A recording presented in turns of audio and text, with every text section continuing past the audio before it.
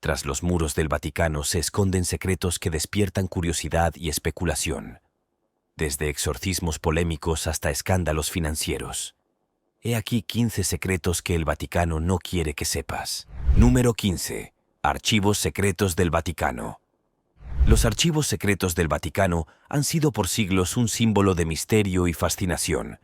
Este vasto depósito histórico alberga documentos que se remontan a más de 1000 años, incluyendo correspondencias papales, registros judiciales y textos clave de eventos como el Juicio de Galileo o las Cruzadas.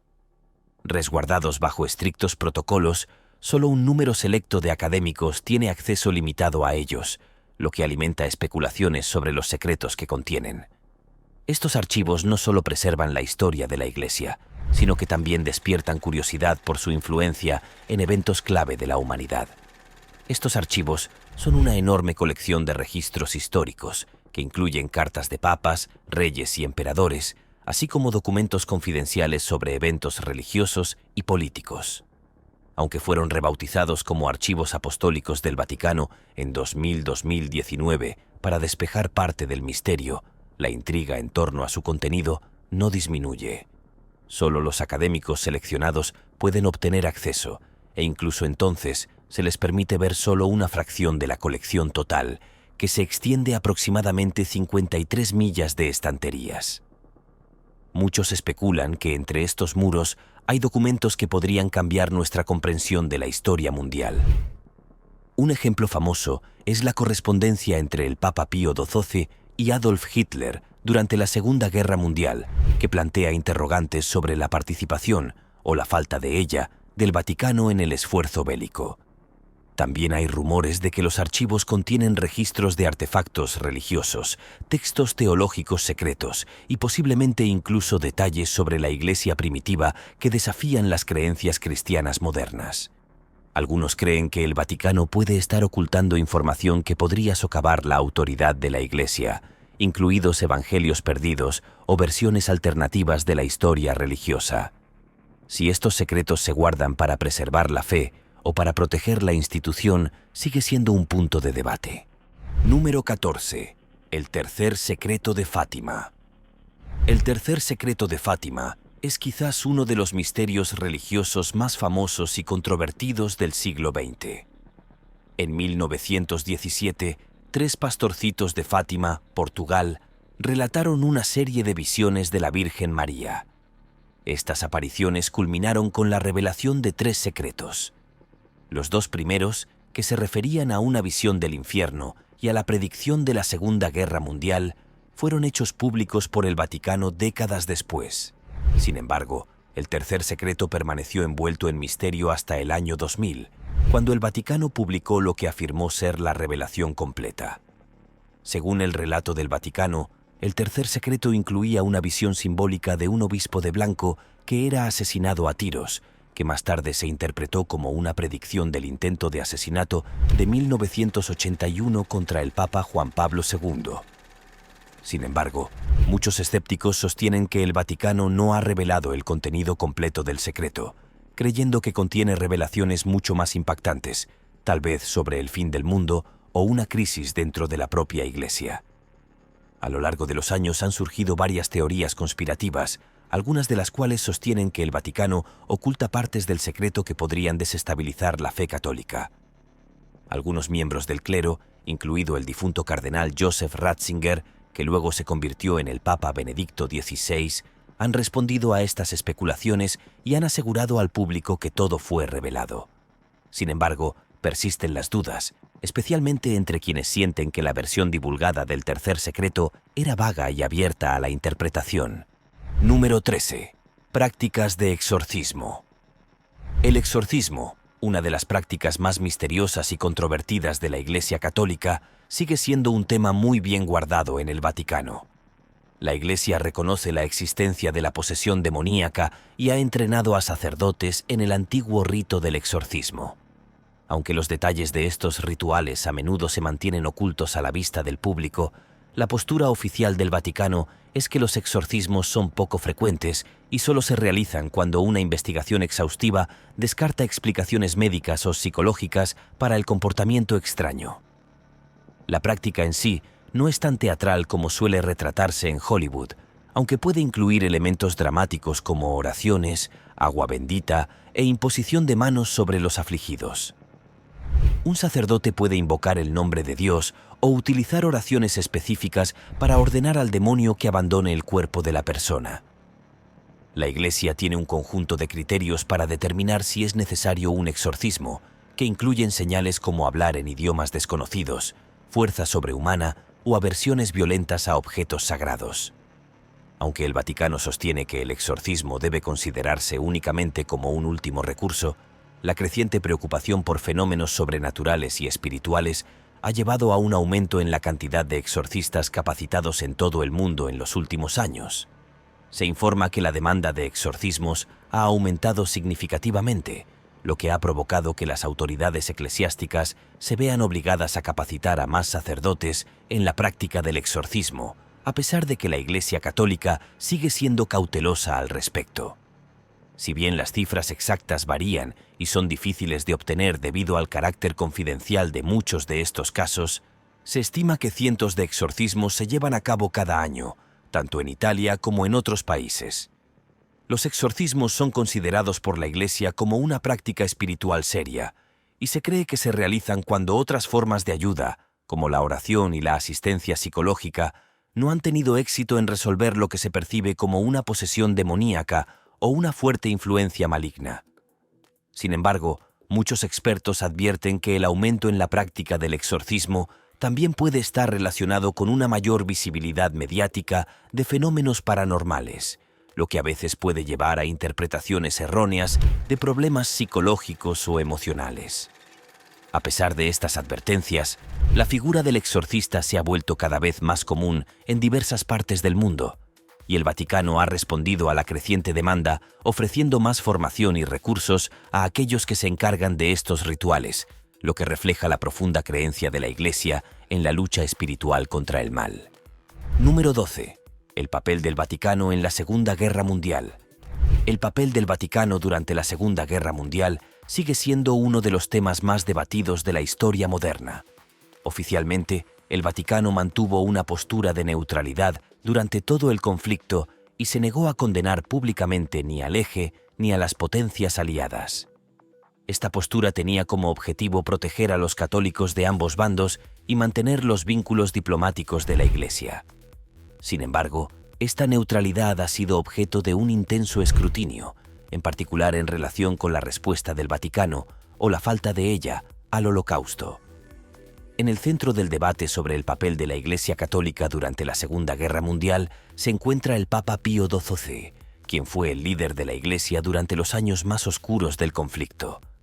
Los partidarios del Papa sostienen que, lejos de ser pasivo o cómplice de los crímenes nazis, Pío XII trabajó incansablemente entre bastidores para salvar vidas. Utilizó su influencia y contactos diplomáticos para tratar de proteger a los judíos y otros grupos perseguidos por el régimen nazi, a menudo de manera secreta para evitar represalias.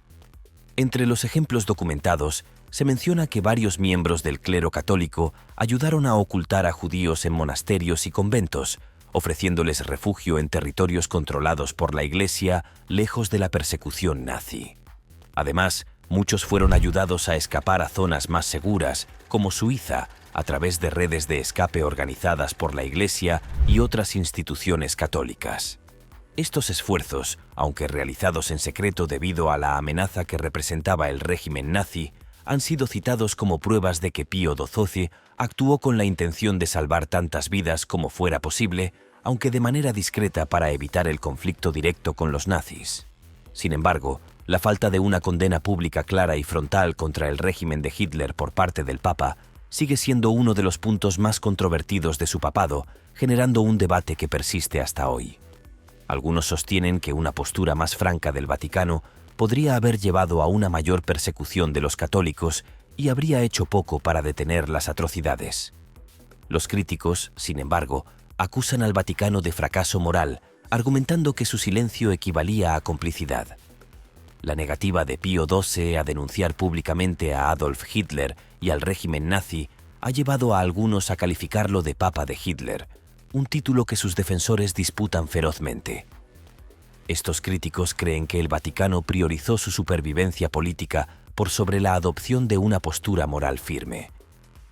Muchos historiadores siguen cuestionando cuánto sabía el Vaticano sobre el Holocausto mientras se desarrollaba y si podría haber hecho más para intervenir. Número 11. Escándalos financieros del Banco del Vaticano. El Banco del Vaticano, oficialmente conocido como el Instituto para las Obras de Religión, ha sido durante mucho tiempo objeto de controversia y escándalo. Fundada en 1942 para gestionar fondos con fines caritativos y religiosos, la SPE ha enfrentado reiteradas acusaciones de mala conducta financiera, incluidos lavado de dinero, malversación de fondos y vínculos con el crimen organizado. Uno de los escándalos más notorios surgió en la década de 1980, cuando el colapso del Banco Ambrosiano, un banco italiano con estrechos vínculos con el Banco del Vaticano, reveló una mala gestión financiera generalizada.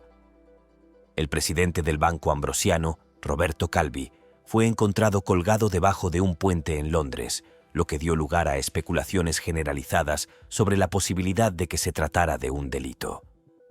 Calvi se había ganado el apodo de «El banquero de Dios» debido a sus profundas conexiones con el Vaticano. Las investigaciones revelaron que millones de dólares habían sido desviados a través de complejas tramas financieras que involucraban al Banco del Vaticano. El escándalo sacudió al mundo financiero y ensombreció la participación de la Iglesia en la banca internacional. Más recientemente, a principios de los años 2000, el Banco del Vaticano se enfrentó a nuevas acusaciones de lavado de dinero. En 2010, las autoridades italianas congelaron 23 millones de euros de los activos del banco, alegando falta de transparencia en sus operaciones financieras. Aunque el Vaticano finalmente aclaró la situación y los fondos fueron liberados, el incidente puso de relieve las preocupaciones actuales sobre las prácticas financieras del IOR.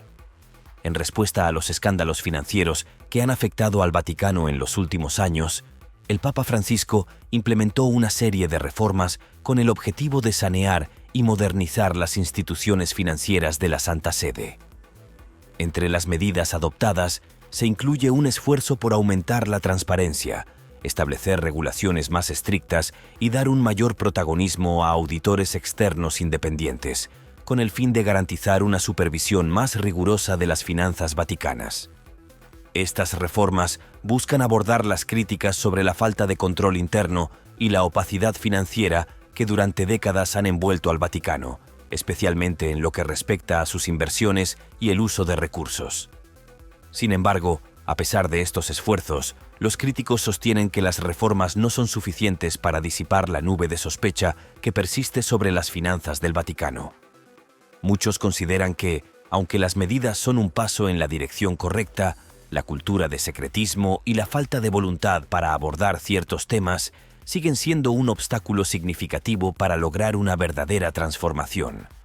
Además, algunos temen que las reformas sean más superficiales que estructurales y que el Vaticano aún no esté dispuesto a rendir cuentas plenamente sobre sus finanzas o a cambiar una historia de manejo opaco que se remonta a varios siglos.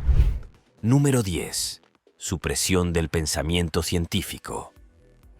La historia de la Iglesia Católica en su relación con la ciencia ha estado marcada por momentos de tensión, siendo el juicio a Galileo Galilei en el siglo XVII uno de los ejemplos más emblemáticos. Galileo, un destacado astrónomo italiano, apoyó públicamente la teoría heliocéntrica de Copérnico, según la cual la Tierra gira alrededor del Sol, una idea que contradecía las creencias tradicionales basadas en la interpretación literal de las Escrituras. Su defensa de esta teoría, respaldada por sus observaciones astronómicas, lo llevó a enfrentarse con la Inquisición, que consideró sus ideas heréticas. Este conflicto refleja las dificultades de la época para reconciliar los avances científicos con las doctrinas religiosas, marcando un punto crítico en la interacción entre fe y razón. Esta idea contradecía directamente las enseñanzas de la Iglesia de la época, que defendía la visión geocéntrica del universo, según la cual la Tierra era el centro de toda creación.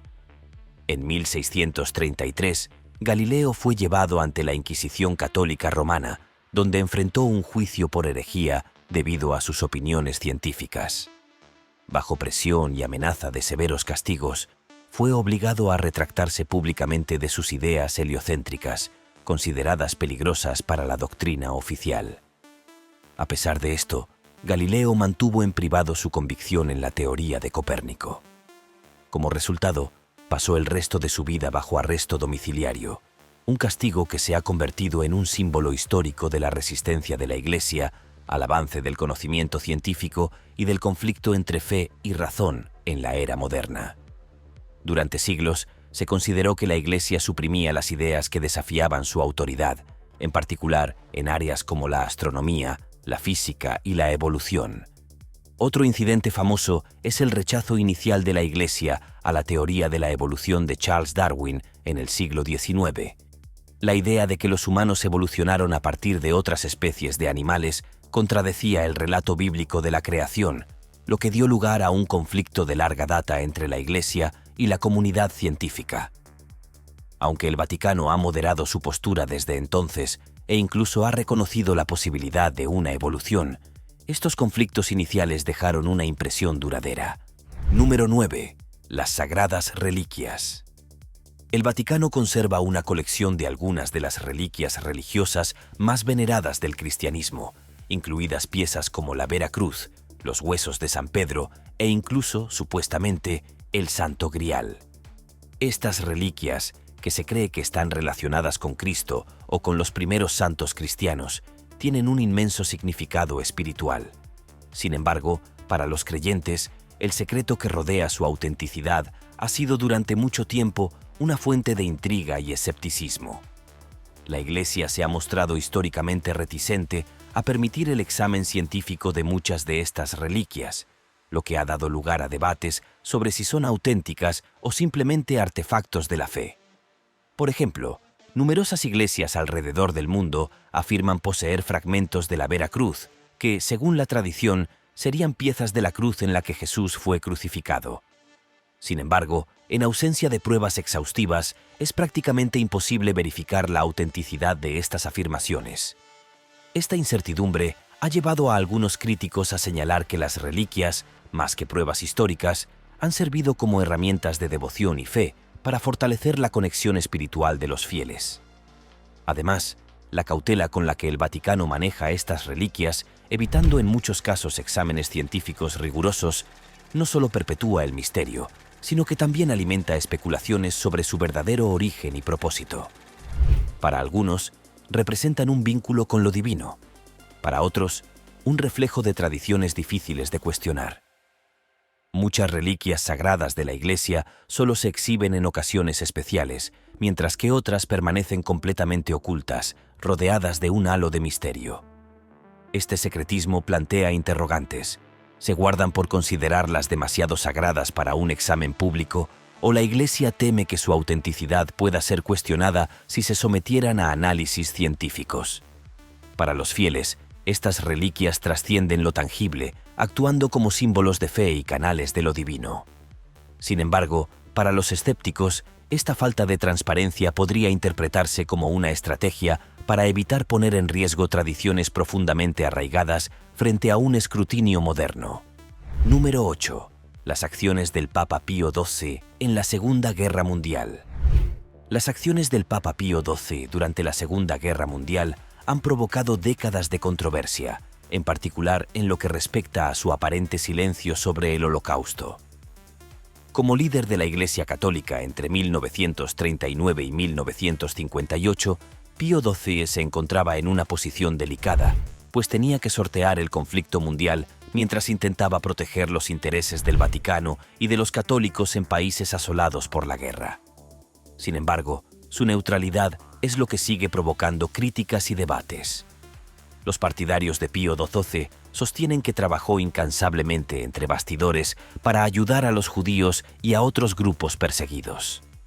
Algunos historiadores han señalado los esfuerzos del Vaticano por ocultar a los judíos en monasterios, conventos e incluso dentro del propio Vaticano. Sostienen que la diplomacia de Pío XII salvó innumerables vidas y que una condena abierta del régimen de Hitler podría haber empeorado la situación dando lugar a represalias tanto contra los católicos como contra los judíos. Por otro lado, los críticos acusan a Pío XII de fracaso moral, sugiriendo que su silencio ante el Holocausto lo convirtió en cómplice de las atrocidades. La negativa de Pío XII a condenar explícitamente a Hitler o al régimen nazi durante la Segunda Guerra Mundial ha provocado una controversia que perdura hasta el día de hoy. Algunos críticos, particularmente aquellos que cuestionan su comportamiento durante el conflicto, lo han calificado como el Papa de Hitler. Este término sugiere que Pío XII priorizó la supervivencia política y la preservación de la Iglesia Católica en lugar de tomar una postura moral firme en contra del genocidio y las atrocidades cometidas por los nazis. A pesar de las pruebas de que el Vaticano ayudó a salvar a algunas personas de la persecución nazi, la falta de una condena pública clara contra el Holocausto ha dejado una sombra de duda sobre su legado. La actitud pasiva y ambigua de Pío XII frente a los crímenes de guerra, su silencio durante los momentos más críticos del genocidio judío y su colaboración indirecta con los regímenes fascistas son puntos clave de discordia, y aún hoy, su papado sigue siendo objeto de debate entre historiadores, teólogos y observadores del Vaticano. La cuestión de si su silencio fue una estrategia para proteger la Iglesia o una omisión moral consciente sigue siendo uno de los capítulos más oscuros de la historia reciente de la Iglesia Católica. Número 7. La influencia del Vaticano en la política mundial. El Vaticano, a pesar de su pequeño tamaño, ejerce una influencia significativa en el escenario mundial gracias a su estatus diplomático único como entidad soberana. El Vaticano mantiene relaciones diplomáticas formales con más de 180 países, lo que le permite desempeñar un papel descomunal en los asuntos internacionales. Esta red mundial, combinada con su autoridad religiosa sobre más de 1.000 millones de católicos en todo el mundo, le da al Vaticano la capacidad de influir en los debates políticos de maneras que pocas otras instituciones pueden. Una de las principales formas en que el Vaticano ejerce su influencia es mediante la orientación moral y ética en cuestiones globales. Desde la defensa de la paz y la justicia hasta la condena de la guerra y la violencia, los pronunciamientos del Vaticano suelen tener un peso considerable. Por ejemplo, el Vaticano desempeñó un papel silencioso pero fundamental en la mediación de la crisis de los misiles cubanos en 1962 y más recientemente en la intermediación de las conversaciones de paz entre Estados Unidos y Cuba durante la presidencia de Obama. Además, la influencia del Vaticano se extiende a cuestiones de derechos humanos, inmigración, pobreza y gestión ambiental. El Papa Francisco, en particular, se ha convertido en un defensor vocal de estas cuestiones, especialmente con su encíclica sobre el cambio climático, Laudato Si, que instó a los líderes mundiales a tomar medidas para combatir la degradación ambiental y la desigualdad global. Las intervenciones diplomáticas del Vaticano suelen tener como objetivo fomentar el diálogo y la reconciliación, lo que puede tener un profundo impacto en las relaciones geopolíticas. Número 6. Los libros perdidos de la Biblioteca Vaticana. La Biblioteca Vaticana es uno de los depósitos de textos históricos más antiguos e importantes del mundo y alberga una vasta colección de manuscritos, cartas y libros que datan de hace siglos. Sin embargo, gran parte de su contenido es inaccesible para el público en general, está envuelto en secreto y despierta la curiosidad sobre lo que puede estar oculto dentro de sus bóvedas. Si bien los académicos tienen acceso a ciertas partes de la biblioteca, hay innumerables documentos que permanecen bajo llave, lo que alimenta la especulación sobre el conocimiento contenido en estos libros perdidos. Uno de los aspectos más misteriosos de la Biblioteca Vaticana es su colección de textos apócrifos y escritos cristianos primitivos que fueron excluidos del canon bíblico oficial. Entre ellos se encuentran evangelios y cartas que ofrecen perspectivas alternativas sobre la vida de Jesús y la comunidad cristiana primitiva. Algunos estudiosos creen que estos textos, si se revelaran, podrían desafiar las enseñanzas cristianas convencionales y reescribir partes de la historia religiosa. La Iglesia mantiene un estricto control sobre estos escritos, alimentando la especulación sobre lo que realmente contienen y su impacto en la comprensión del cristianismo primitivo. Además de textos religiosos, se rumorea que la biblioteca también contiene documentos relacionados con eventos políticos clave, negociaciones secretas y correspondencia histórica que podrían brindar nuevos conocimientos sobre momentos cruciales de la historia mundial. Por ejemplo, se cree que la biblioteca contiene correspondencia entre el Papa Pío XII y funcionarios nazis, que podría arrojar más luz sobre el papel del Vaticano durante la Segunda Guerra Mundial. Según algunas estimaciones, el volumen de documentos supera los 1 millones de copias. El hecho de que se trate de un libro de 1 millón de volúmenes hace imposible catalogarlo todo, y esta falta de transparencia solo aumenta la sensación de misterio. El Vaticano insiste en que gran parte de este material es demasiado frágil o delicado para hacerse público, pero los críticos sostienen que retener estos textos limita nuestra comprensión de la historia. Número 5. El origen del celibato. La práctica del celibato sacerdotal en la Iglesia Católica ha sido durante mucho tiempo un tema de debate, y muchos se preguntan si sus orígenes tienen sus raíces en la devoción espiritual o están impulsados por preocupaciones más prácticas, en particular las financieras. La explicación oficial es que el celibato permite a los sacerdotes dedicar su vida por completo a Dios y a la Iglesia sin las distracciones y responsabilidades de una familia. Sin embargo, la evidencia histórica sugiere que los motivos financieros pueden haber jugado un papel importante en el establecimiento de esta tradición. Antes de que el celibato se convirtiera en un requisito formal en la Iglesia Latina en el siglo II, a los sacerdotes se les permitía casarse y tener hijos. Esto creó complicaciones, en particular en lo que respecta a la herencia. Los sacerdotes, especialmente aquellos que poseían tierras y riquezas, a menudo transmitían sus bienes a sus hijos, lo que diluía el control de la Iglesia sobre sus propiedades.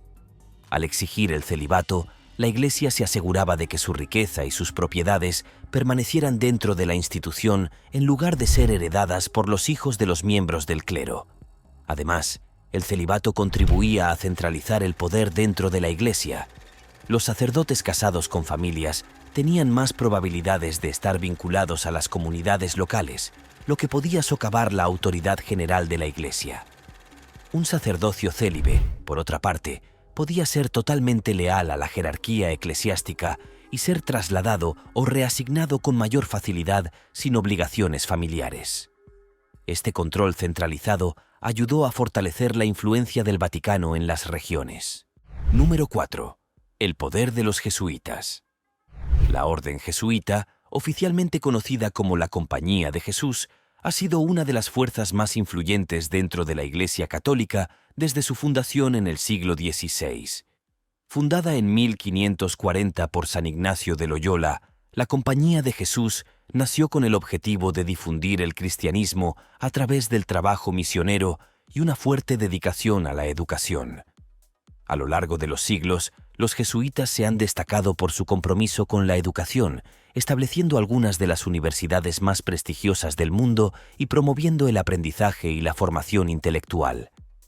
Su influencia se extendió rápidamente, no solo en el ámbito religioso, sino también en la política y la cultura, convirtiéndose en una orden que jugó un papel crucial en los eventos históricos, como la Contrarreforma, al defender la doctrina católica frente al auge del protestantismo. Los jesuitas también han sido conocidos por su capacidad para adaptarse a diferentes contextos y por ser pioneros en el establecimiento de misiones en territorios remotos, desde América Latina hasta Asia, lo que les permitió tener un impacto global. A pesar de la controversia que a veces los rodeó, incluidos conflictos con autoridades eclesiásticas y políticas, los jesuitas han mantenido su papel como una de las órdenes más dinámicas y poderosas dentro de la Iglesia Católica. Su legado perdura en su enfoque en la educación, la justicia social y su compromiso con la evangelización en el mundo moderno. La educación se estableció rápidamente como una fuerza impulsora de los esfuerzos de la Contrarreforma del catolicismo. Su rigurosa formación académica y su compromiso con la excelencia intelectual les dieron una reputación de ser eruditos y líderes espirituales. A lo largo de la historia, los jesuitas han estado a la vanguardia de la educación católica, fundando escuelas y universidades en todo el mundo.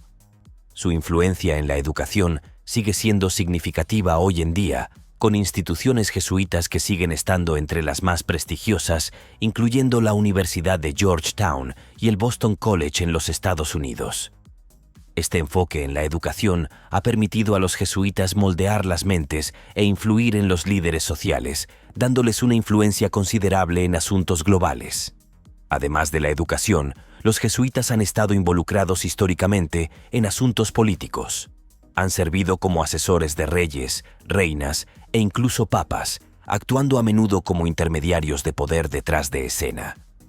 Su influencia ha sido tan extensa que en el siglo XVIII, varios monarcas europeos intentaron suprimir la orden, lo que llevó a la disolución temporal de los jesuitas en 1773. Número 3. Presuntos vínculos con la masonería. Durante siglos, los rumores de conexiones secretas entre funcionarios del Vaticano y la masonería han intrigado a los teóricos de la conspiración y alimentado numerosas acusaciones. La masonería, una organización fraternal secreta con raíces en la Baja Edad Media, ha estado en desacuerdo con la Iglesia Católica durante mucho tiempo. La Iglesia prohibió oficialmente a los católicos unirse a la masonería en 1738, considerando que las creencias de la organización eran incompatibles con la doctrina católica. A pesar de esto, persisten los rumores sobre vínculos entre el clero de alto rango y las logias masónicas a causa del COVID. Una de las afirmaciones más famosas gira en torno a la propaganda debido al escándalo P2 en la década de 1980. La P2 era una logia masónica de Italia vinculada al crimen organizado, la corrupción financiera y la manipulación política. Algunos miembros del Vaticano fueron acusados de tener conexiones con la P2, en particular en relación con transacciones financieras que involucraban al Banco del Vaticano.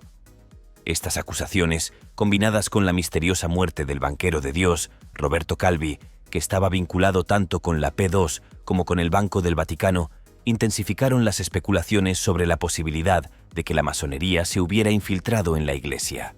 Los críticos de la Iglesia, e incluso algunos dentro de los círculos católicos, han sugerido que la influencia de la masonería podría explicar ciertas tendencias liberalizadoras en la Iglesia, particularmente después del Concilio Vaticano II en la década de 1960. La masonería a menudo se asocia con el secularismo y el racionalismo, ideologías que algunos creen que se han infiltrado sutilmente en las políticas del Vaticano. Sin embargo, hay poca evidencia concreta que sustente estas afirmaciones, y el Vaticano ha negado constantemente cualquier asociación con los masones. Número 1. Santo Sudario de Turín. El Santo Sudario de Turín es una de las reliquias más enigmáticas del cristianismo. Muchos creen que es el sudario de Jesucristo y que lleva la imagen tenue de un hombre que parece haber sufrido la crucifixión con heridas que coinciden con la descripción bíblica de la muerte de Cristo. Se encuentra en la Catedral de San Juan Bautista en Turín, Italia. El Santo Sudario ha sido objeto de fascinación y debate durante siglos, y su autenticidad sigue siendo objeto de acalorados debates. El Vaticano permite que el público lo vea en contadas ocasiones, atrayendo a un gran número de peregrinos y turistas. Sin embargo, la comunidad científica ha estado dividida sobre la cuestión de su origen. La orden jesuita, oficialmente conocida como la Compañía de Jesús, ha sido una de las fuerzas más influyentes dentro de la Iglesia Católica desde su fundación en el siglo XVI. Fundada en 1540 por San Ignacio de Loyola, la Compañía de Jesús nació con el objetivo de difundir el cristianismo a través del trabajo misionero y una fuerte dedicación a la educación. A lo largo de los siglos, los jesuitas se han destacado por su compromiso con la educación, estableciendo algunas de las universidades más prestigiosas del mundo y promoviendo el aprendizaje y la formación intelectual. Además de la controversia sobre la datación, la imagen del Santo Sudario ha desconcertado a los científicos. Se desconoce el método exacto por el que se imprimió la imagen en la tela. Algunos investigadores han sugerido que podría haberse creado mediante procesos naturales, mientras que otros proponen que puede ser el resultado de técnicas artísticas. A pesar de numerosos estudios, no se ha llegado a ninguna conclusión definitiva. Gracias por ver este video. Hasta la próxima.